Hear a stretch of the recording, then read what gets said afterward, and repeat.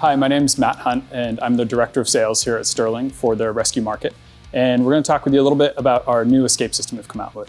We've specialized in escape systems for many years, and so this is the newest iteration of that. So when we went through and started designing this, the primary goal that we're shooting for was to reduce the weight and the bulk of the system, because we'd found that that's the primary challenge that firefighters face, is having that extra weight added to their kit. So we wanted to reduce the weight of these systems as much as possible. So if you remember our old system, the FCX system, these weighed in at about 3.75 pounds. And our new system, the Stealth, is coming in at about 2.7. So we've lost an entire pound out of the whole system.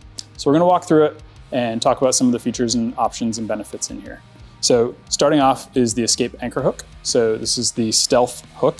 It's a forged aluminum hook, and it still has that same gated hitching slot that you would remember from the Lightning GT hook that allows for easy remote anchoring. But being forged construction, we're able to lose a bunch of weight out of here. So we've lost several ounces out of the hook piece of the kit. This hook also has a forged steel tip in it, which is even sharper than any of the previous hooks.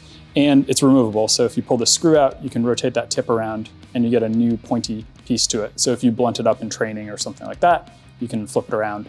And that steel tip is going to penetrate and hold really well into any sort of material that they might be anchoring into. The rope itself is brand new. We're still using a sewn termination here to permanently attach the rope to the hook. And then the rope is 100% Technora, and it's a really soft, supple rope. It's a 6mm, so it packs down into a bag really nicely, fits into a pocket, and will sort of conform to the user so that it doesn't have that brickish feeling that you might get with stiffer ropes.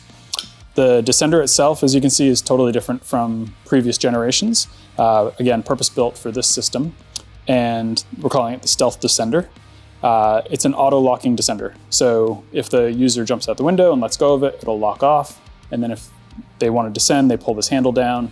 And then if they pull that handle too hard, there's an anti-panic piece in the back that will slow their descent if they pull it too hard. There's an attachment carabiner here, and that would connect to the D-ring on a harness or a belt. There's also the option to have an extension lanyard like this on here. So if they're using a belt, then often they'll need this extension lanyard as part of that kit.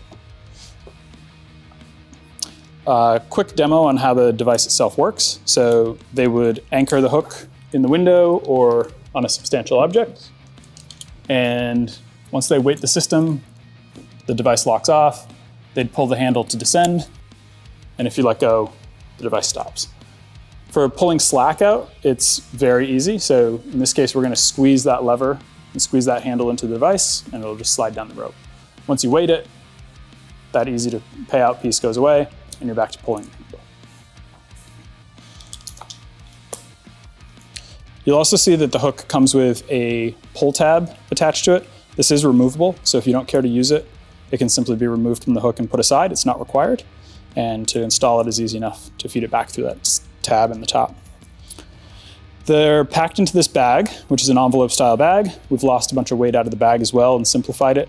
All the high wear areas are still lined with Hypalon fabric, which is going to prevent any of these metal parts from wearing through the bag or the turnouts and requiring repairs.